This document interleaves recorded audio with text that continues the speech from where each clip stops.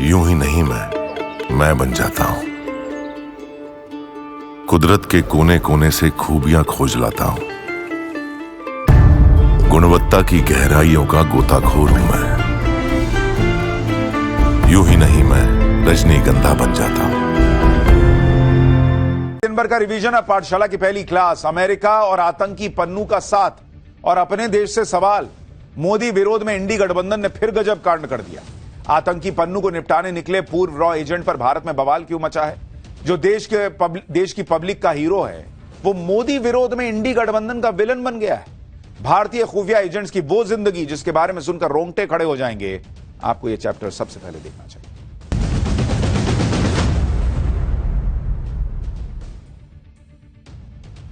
नरेंद्र मोदी के विरोध के चक्कर में इस देश का विपक्ष और उसकी राजनीति का स्तर कितना नीचे जाएगा, अब इसका अंदाजा लगाने वाले को अगर कुछ नोबेल पुरस्कार टाइप कुछ होता हो तो दे ही देना चाहिए, क्योंकि एकदम ही घिना देने वाली पॉलिटिक्स हो रही है भाई। अब तो देश की रक्षा के लिए खुद की जान और अपने परिवार का भविष्य दांव पर लगा देने वाले देशभक्तों पर भी अब सवाल खड़े किए जा रहे हैं। मतलब गजब ही हो रखा है।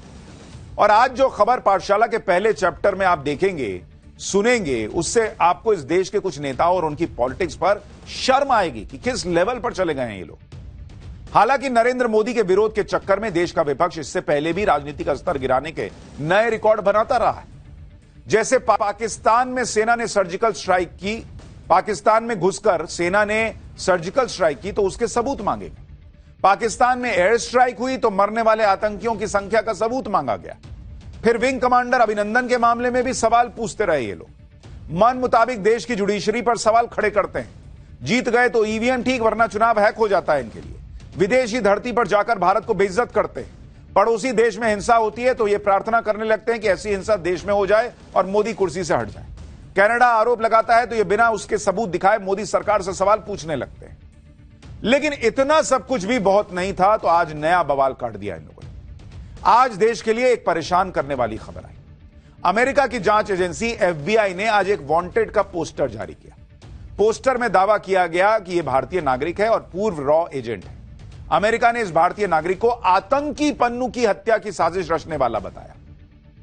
अमेरिका किसी भी कीमत पर इस भारतीय नागरिक को पकड़ना चाहता है, सरगर्मी से उसकी तलाश कर रहा है। इस मामले में आतंकवाद के मुद्दे पर कैसे अमेरिका एक्सपोज हुआ, इस मामले में मोदी सरकार का क्या स्टैंड है, पूरा मामला कहां से शुरू हुआ, यह सब आज आपको बताऊंगा। लेकिन पहले यह जान लीजिए कि आज की डेट में इस भारतीय नागरिक की जान खतरे में। अमेरिका ने इसे इंटरनेशनल क्रिमिनल बना दिया। दुनिया भर की जांच एजेंसियां इसे तलाश रही और इसका गुनाह सिर्फ इतना है कि यह अमेरिका में उस आतंकी पन्नू को मारने का प्लान बना रहा था जो दिन रात भारत को बर्बाद करने की साजिश रचता है। अमेरिका के लिए भले क्रिमिनल हो सकता है, साजिश रचने वाला एक वांटेड हो सकता है, लेकिन भारत की जनता आज इसे हीरो मान रही है, क्योंकि पब्लिक को समझ आ रहा है कि पूर्व रॉ एजेंट पन्नू को इसलिए नहीं मारना चाहता था कि पन्नू ने उसके ताऊ की कोई जमीन हड़प ली है या उनकी भैंस खोलकर भाग गया है।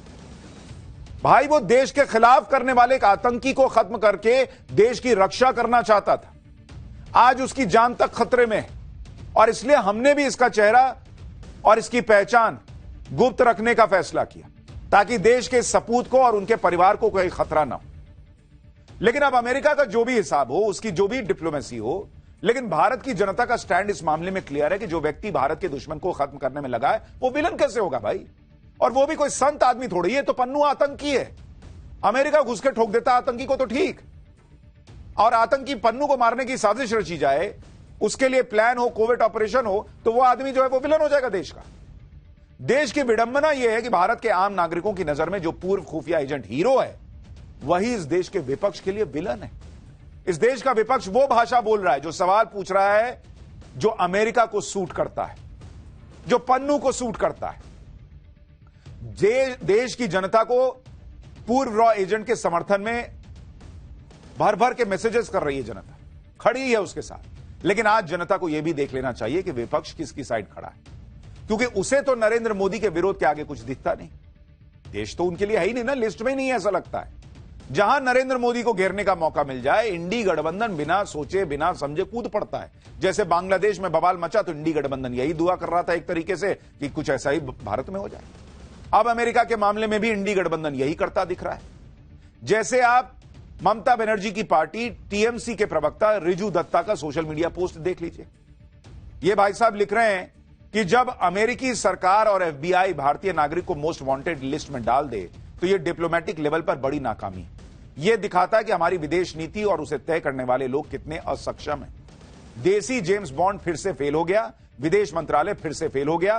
पहले कनाडा और अब अमेरिका, क्या हम अपने हर दोस्त को दुश्मन बना लेंगे? भारत सरकार जवाब दे। इनकी सोशल मीडिया पोस्ट पढ़कर तो यही लग रहा है जैसे टीएमसी कोई अमेरिका का राजनीतिक दल है। यहां का है ही नहीं, क्योंकि ऐसे संवेदनशील मामले में भारत के राजनीतिक दल की भाषा तो ऐसी नहीं होनी चाहिए। इसमें भी मोदी को घेरने का मामला है क्या बॉस? कि यह देश का मसला है।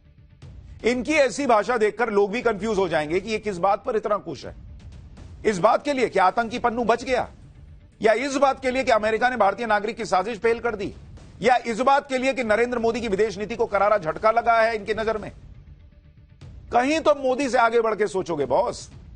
और इसी तरह टीएमसी की राज्यसभा सांसद सागरिका घोष ने भी सोशल मीडिया पर नरेंद्र मोदी को घेरने का मौका हाथ से जाने नहीं दिया।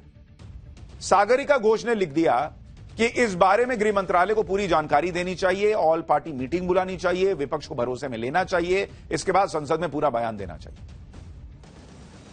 चलिए, सागरिका घोष की यह मांग तो फिर भी ठीक मान लें एक सेकंड के लिए कि सरकार को विपक्ष को जानकारी देनी चाहिए, लेकिन सरकार भी तो विपक्ष की हालत देख रही होगी। कैसे वो नरेंद्र मोदी के विरोध के चक्कर में अमेरिका के साथ खड़े दिखने लगते हैं, और नरेंद्र मोदी किस विपक्ष को भरोसे में ले?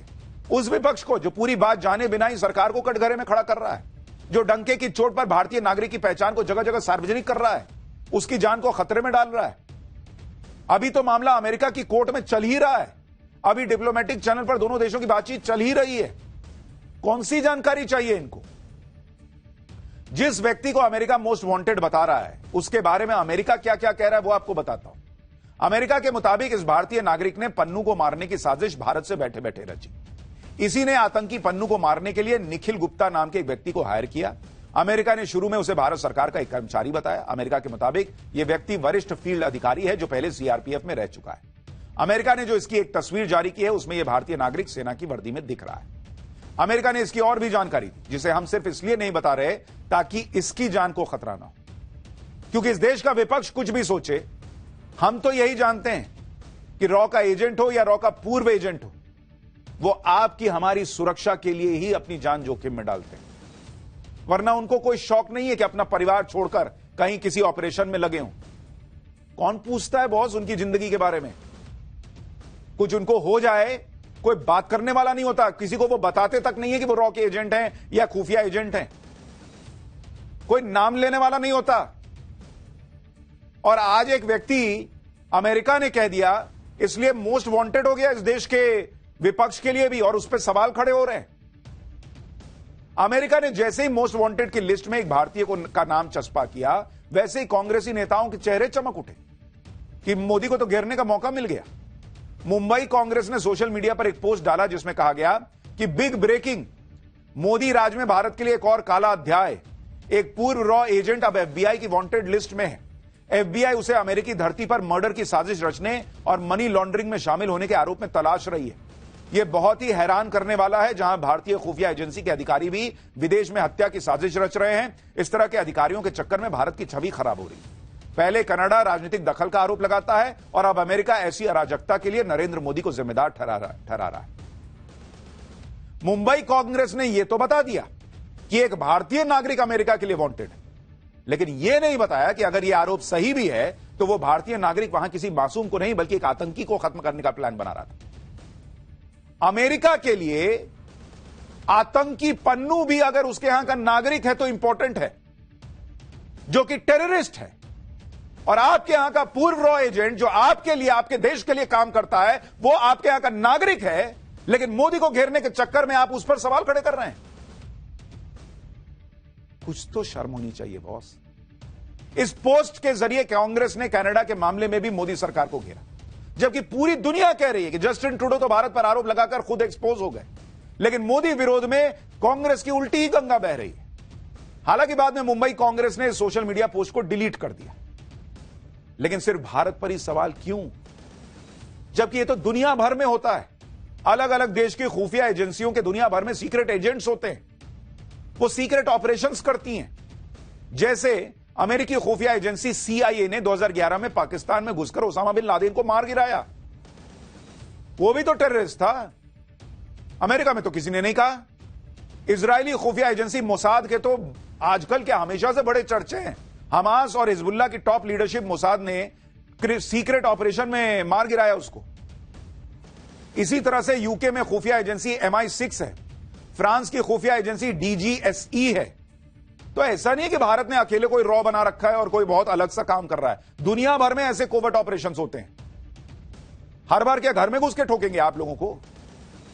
और यहां तो सवाल अमेरिका से होना चाहिए, क्योंकि अमेरिका का ट्रैक रिकॉर्ड इस मामले में बहुत खराब है।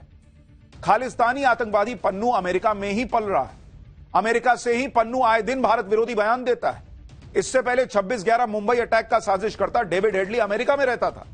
अमेरिका से उसने भारत आकर रेकी की थी। इसी तरह से 26/11 मुंबई अटैक का एक और साजिशकर्ता तहव्वुर राणा अमेरिका में रहता था। तहव्वुर राणा का प्रत्यर्पण आज तक अमेरिका ने नहीं किया। कई साल पहले रविंदर सिंह का एक मामला आया था जो रॉ एजेंट था, लेकिन बाद में CIA का डबल एजेंट हो गया और CIA को जानकारियां देता था। रविंदर सिंह के बारे में जब तक भारत को पता चला, उसे CIA ने भारत से भगा दिया और बाद में कह दिया कि रविंदर सिंह को तो वो जानते ही नहीं है। तो सवाल तो अमेरिका से होना चाहिए। और आप यह भी सोचिए कि जब आप कोई स्पाई मूवी देखते हैं, कोई वेब सीरीज देखते हैं जिसमें हीरो जासूस होता है, कोई एजेंट होता है और वो देश विदेश में कोई सीक्रेट ऑपरेशन करता है, दुश्मनों को मारता है या किसी बड़े हमले को नाकाम करता है, तब तो खूब ताली पीटते हैं लोग। जैसे आपने फैमिली मैन सीरीज देखी होगी, वेब सीरीज जो बहुत पॉपुलर हुई। उसमें मनोज वाजपेयी क्या थे? सीक्रेट एजेंट ही तो बने हुए। स्पेशल ऑप्स सीरीज आपने देखी होगी, बहुत पॉपुलर हुई। वो किस चीज पर थी? हॉलिडे, बेबी, पठान, टाइगर 3, इस तरह की फिल्मों में एजेंट्स ही तो दिखाए गए हैं। इस तरह की फिल्मों को तो खूब तारीफ मिलती है। लोग ऐसी फिल्में देखकर समझते हैं कि ऐसे गुमनाम हीरो भी होते हैं जो देश के लिए सीक्रेट तरीके से काम करते हैं, जान पर खेल जाते हैं। इनके बलिदान को सार्वजनिक तौर पर कोई जान भी नहीं पाता। ऐसे लोगों पर आपको गर्व होना चाहिए। लेकिन आज जब यही फिल्मी कहानी रियल बनकर सामने आ गई तो कुछ लोग सवाल उठाने लगते हैं, नेता राजनीति करने लगते हैं। जो लोग राजनीति भी कर रहे हैं ना, वो इसलिए कर पा रहे हैं कि इस देश के कई खुफिया एजेंट्स गुमनामी में इस देश को सुरक्षित रखने के लिए काम कर रहे हैं।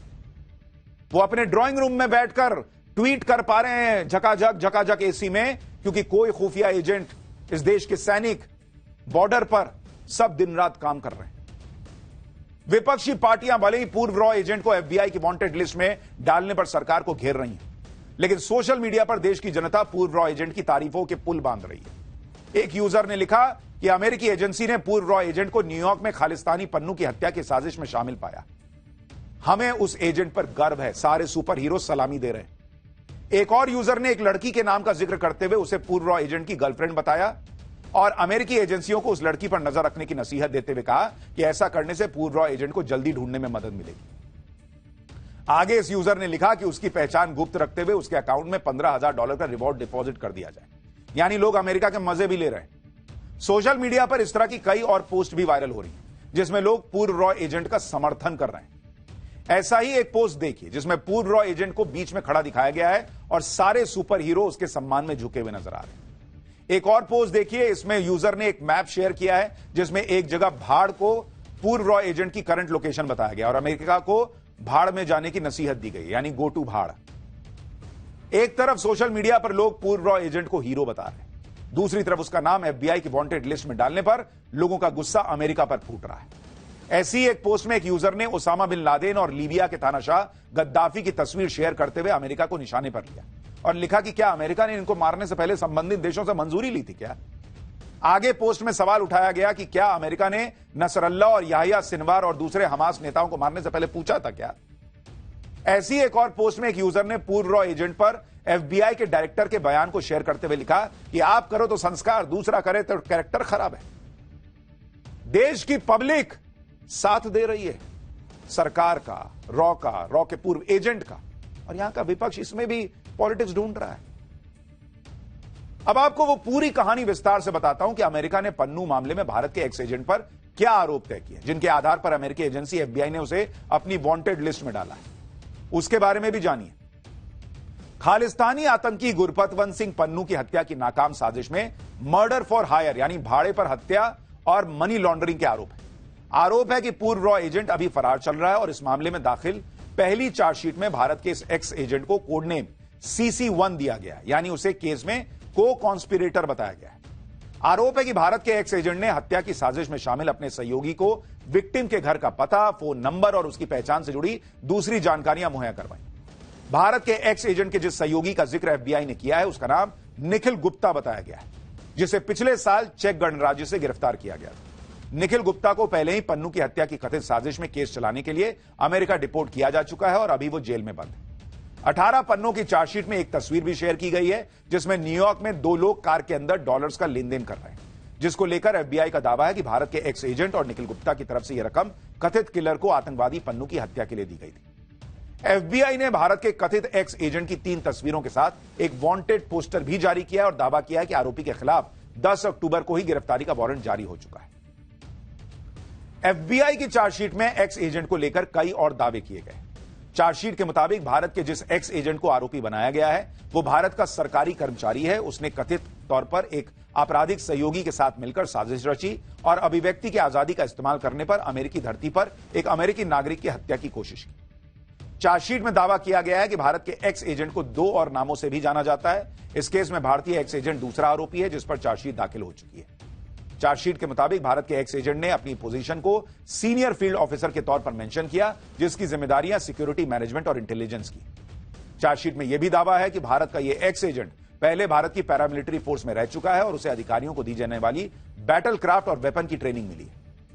आगे चार्जशीट कहती है कि यह एक्स एजेंट भारत से हत्या की साजिश रच रहा था और उसके लिए उसे निर्देश दिए गए। हालांकि भारत के एक्स एजेंट की जिस तस्वीर में उसे सेना की यूनिफॉर्म में दिखाया गया है उसमें रैंक की पहचान के लिए ऐसा कुछ नहीं लगा जिससे उसके अफसर होने का पता चल रहा है, लेकिन चार्जशीट में उसे CRPF में असिस्टेंट कमांडेंट बता दिया गया।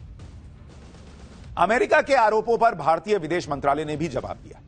विदेश मंत्रालय के प्रवक्ता रणधीर जायसवाल ने कहा कि जिस एजेंट के नाम का जिक्र किया जा रहा है वो अब भारत सरकार का कर्मचारी नहीं है। भारत सरकार पहले ही अमेरिकी धरती पर किसी अमेरिकी नागरिक की हत्या की ऐसी किसी भी साजिश में शामिल होने से इनकार कर चुकी है। पिछले साल अमेरिका के आरोपों के बाद भारत सरकार ने मामले की जांच के लिए कमेटी भी बनाई थी। अमेरिका ने इस मामले में भारत से मिले सहयोग पर संतोष जताया है।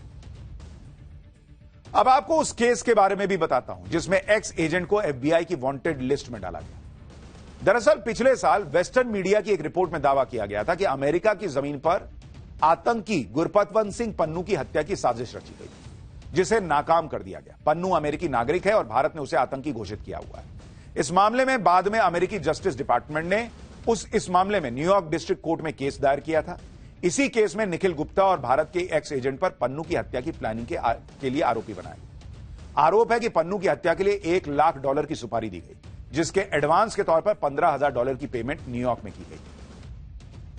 गुरपतवंत सिंह पन्नू अमेरिकी नागरिक है। अमेरिका अपनी ही जमीन पर अपने नागरिक की हत्या की साजिश से भड़का हुआ है और अमेरिकी कोर्ट में वकील यह कहकर पन्नू का समर्थन कर रहे हैं कि वो एक पॉलिटिकल एक्टिविस्ट है जो अपने बोलने की आजादी के अधिकारों का इस्तेमाल कर रहा है और इसके लिए उसे खामोश करने की साजिश की गई। लेकिन हैरानी की बात यह है कि जिसे अमेरिका बोलने की आजादी कह रहा है उसे दरअसल आतंकी हमले की धमकी कहना चाहिए, क्योंकि पन्नू आए दिन भारत को किसी ना किसी बात पर धमकाता है। कभी वो एयरपोर्ट तो कभी फ्लाइट को बम से उड़ाने की धमकी देता है, कभी वो भारत के प्रधानमंत्री को धमकी देता है, कभी देश की संसद पर हमले की धमकी देता है, कभी कनाडा में हिंदुओं को देश छोड़ने की धमकी देता है, कभी पंजाब तो कभी यूपी के सीएम योगी आदित्यनाथ को धमकी देता है, कभी राम मंदिर को लेकर धमकी देता है। साल 2020 में गृह मंत्रालय ने गुरपतवंत सिंह पन्नू को आतंकवादी घोषित किया था। गृह मंत्रालय के मुताबिक अमेरिका में रहने वाला पन्नू गैर कानूनी संस्था सिख फॉर जस्टिस का अहम सदस्य है। पन्नू सीमा पार और विदेशी धरती से आतंकवाद की विभिन्न घटनाओं में शामिल है।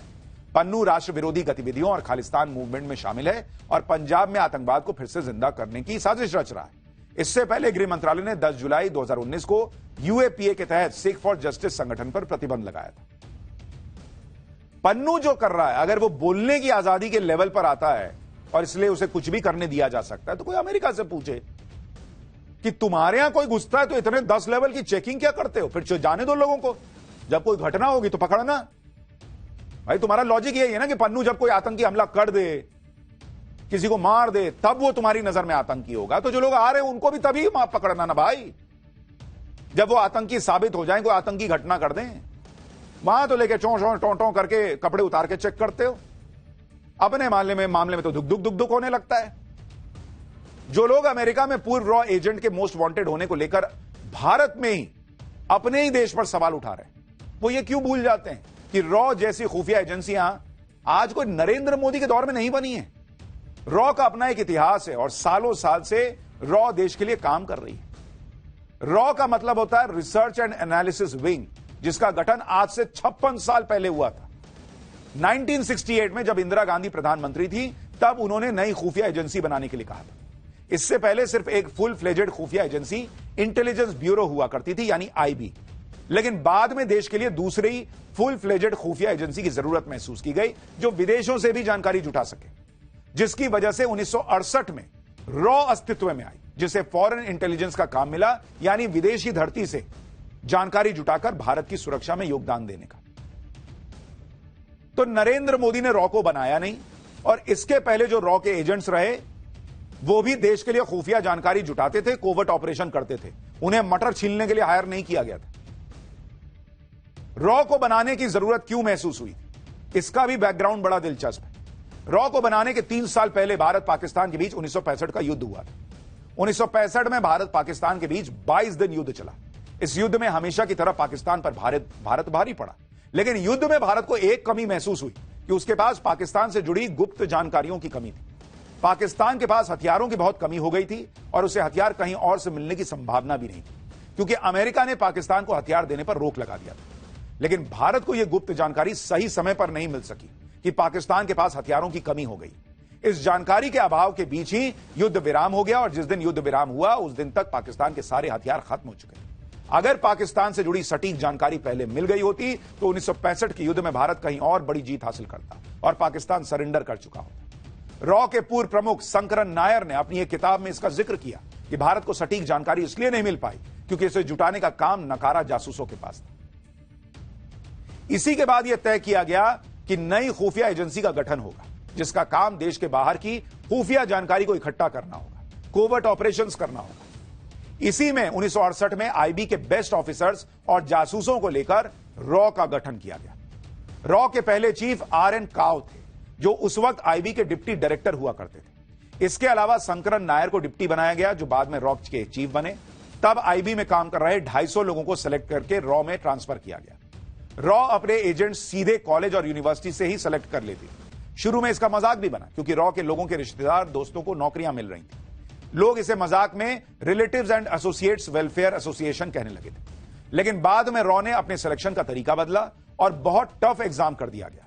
जैसे जैसे देश पर बाहरी खतरा बढ़ता गया, वैसे वैसे रॉ की जिम्मेदारियां भी बढ़ती चली गई। आज की डेट में रॉ देश की सुरक्षा के लिए सबसे अहम एजेंसी है और इसका दुनिया में नाम है। जो लोग खुफिया एजेंसीज के एजेंट्स को लेकर देश पर सवाल उठाने लगते हैं, उन्हें यह पता नहीं क्या कि एजेंट्स काम कैसे करते हैं और कैसे अपना सब कुछ दांव पर लगाकर देश के लिए काम करते हैं। बॉस, यहां देश में हर आदमी यह चाहता है कि वो एक रील भी बनाए ना, तो उसके मिलियन में व्यूज आ जाए। हर आदमी पहचान के लिए मरा जा रहा है। और आप सोचिए कि रॉ के एजेंट्स ऐसे होते हैं जो जिंदगी अपनी लगा देते हैं बिना किसी को पहचान बताए कि वो देश के लिए इतना समर्पण भाव से काम कर रहे हैं। जान चली जाएगी तो भी नहीं बता सकते। कई बार तो परिवार को भी नहीं पता होता कि रॉ के एजेंट है उनके घर के लोग। ऐसे लोगों पर आप सवाल उठा रहे हो। रॉ पर आधारित एक किताब है, raw a history of India's covert operations. इसमें एक किस्सा बताया गया है। एक बार रॉ में काम कर रहे किसी एजेंट विक्रम सिंह को विशाल पंडित बनकर मॉस्को जाना पड़ा। इसके बाद उनके परिवार वालों को भी अपना नाम बदलना पड़ा। विदेश में सीक्रेट पोस्टिंग के दौरान उनके घर बच्चा पैदा हुआ तो उसका सरनेम भी नकली रखा गया और वो सरनेम पूरी उम्र उसके साथ चिपका रहा। ऐसी जिंदगी जीते हैं इस देश के खुफिया एजेंट्स। रॉ एजेंट्स की जब भी बात होती है तो रविंद्र कौशिक का नाम जरूर लिया जाता है। रविंद्र कौशिक के बारे में कहा जाता है कि रविंद्र कौशिक वो खतरनाक जासूस थे जो पाकिस्तान की सेना में मेजर बन गए। रविंद्र कौशिक राजस्थान के रहने वाले थे और एक एयरफोर्स ऑफिसर के बेटे थे। जब रविंद्र कौशिक कॉलेज में थे तब रॉ ने उनकी भर्ती कर ली। रविंद्र कौशिक को पाकिस्तान में अंडर कवर ऑपरेशन के लिए दिल्ली में 2 साल ट्रेनिंग मिली। इसके बाद 23 साल की उम्र में रविंद्र कौशिक नबी अहमद शाकिर के तौर पर पाकिस्तान चले गए। रविंद्र कौशिक ने वहीं पर कराची यूनिवर्सिटी से LLB की और फिर पाकिस्तान की आर्मी ज्वाइन की। उन्होंने पाकिस्तान में अमानत नाम की स्थानीय लड़की से शादी की, उनका एक बेटा हुआ। पाकिस्तान की सेना में रविंद्र कौशिक मेजर की रैंक तक पहुंच गए। 1979 से लेकर 1983 तक रविंद्र कौशिक ने अहम खुफिया जानकारियां भेजी। उन्हें इंदिरा गांधी ने ब्लैक टाइगर का नाम दिया था। बाद में रविंद्र कौशिक को पाकिस्तान ने पकड़ लिया था और वो करीब 16 साल तक पाकिस्तान की जेल में रहे। 2001 में सिर्फ 49 साल की उम्र में पाकिस्तान के मियां वाली जेल में ही उनकी मौत हो गई। तब तो किसी ने नहीं पूछा इंदिरा गांधी से कि अरे अरे भारत का एजेंट पकड़ा गया पाकिस्तान में, भारत की सरकार क्या कर रही है। बॉस, आप देश में विपक्ष में बैठे हैं, आपका काम है मोदी सरकार से सवाल पूछना, लेकिन कहीं तो एक लाइन ड्रॉ होगी, कहीं तो देश दिखेगा कि सिर्फ मोदी ही दिख रहा है। रॉ एजेंट्स के ऐसे गजब गजब किस्से हैं कि आप सुनकर दंग रह जाएं। एक बार तो रॉ एजेंट्स ने एक बाल से पता लगा लिया था कि पाकिस्तान एटम बॉम्ब बना रहा है। यह बात 1974 की है, जब भारत ने पहली बार परमाणु परीक्षण किया था। इसके बाद पाकिस्तान ने भी चोरी छुपे एटम बॉम्ब बनाने पर काम शुरू किया। इसका पता लगाने के लिए रॉ एजेंट्स को काम पर लगाया गया। अब वाहें यह थी कि पाकिस्तान पंजाब के कहूटा में परमाणु कार्यक्रम चला रहा है, लेकिन इसकी पुष्टि कैसे हो? इसके लिए रॉ ने पाकिस्तान में अपने नेटवर्क को एक्टिव किया। बहुत मुश्किल काम था, क्योंकि पाकिस्तान पूरी तरह से सीक्रेट तरीके से अपना परमाणु कार्यक्रम चला रहा था। वहां तक पहुंचना किसी और के लिए बेहद मुश्किल था। ऐसे में रॉ ने अपने ऑपरेशन के लिए अनोखा तरीका निकाला। रॉ एजेंट्स ने पाकिस्तान के कहूटा में एक नाई की दुकान का पता लगाया। यह वही दुकान थी जहां पर पाकिस्तान के परमाणु वैज्ञानिक बाल कटवाने आते थे। नाई की दुकान में एक वैज्ञानिक के पीछे पीछे रॉ के एजेंट गए। बाल कटवाने के बहाने उस वैज्ञानिक के कटे हुए बालों को चुपके से उठा लिया। इन बालों को किसी तरह से लैब टेस्ट के लिए भारत भेजा गया। जब टेस्ट की रिपोर्ट आई तो पाकिस्तानी वैज्ञानिक के बालों में रेडिएशन के अंश मिले। इससे भारत को पता चला कि पाकिस्तान एटम बॉम्ब बनाने में काम में लगा हुआ है। आप सोचिए कैसे ये लोग काम करते हैं, और आप उसको विलन बता रहे हो क्योंकि अमेरिका ने कह दिया। अरे आप भारतीय हो क्या अमेरिकी हो बॉस? इसलिए मुझे लगा कि यह चैप्टर आपको दिखाना चाहिए, और इस देश में जितने खुफिया एजेंट्स काम कर रहे हैं ना, उन सबको सल्यूट करना चाहिए।